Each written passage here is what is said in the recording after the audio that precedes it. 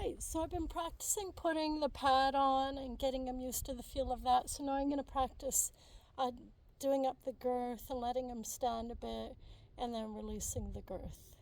I have been getting him ready for that by putting a rope around his belly and actually pulling it tight so he gets the feeling of a tight feeling where the girth is.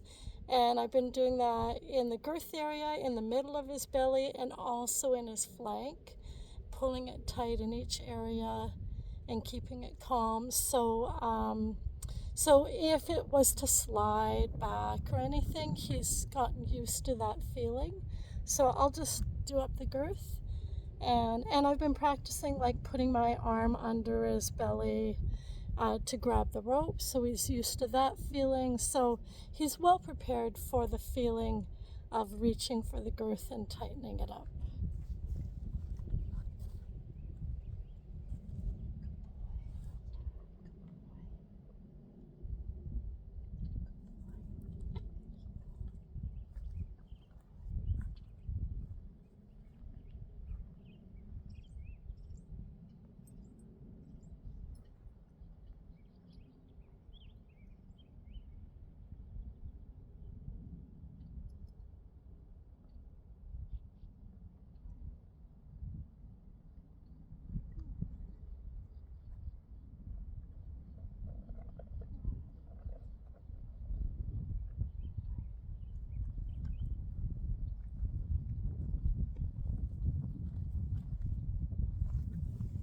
So you can see he's staying quite calm.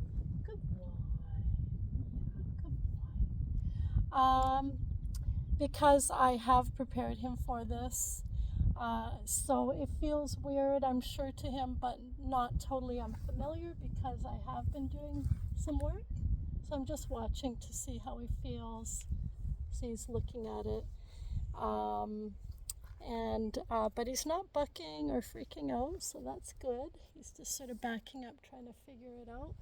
And I had to go tight enough that it's not going to slide, because that would actually be scarier for him if it did start to slide, if he started running or bucking. So he was okay with me tightening it.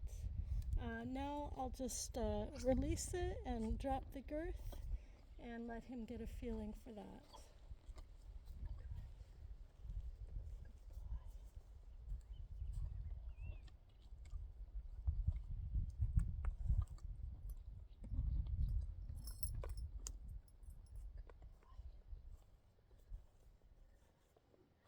So there you can see he's accepting that quite well.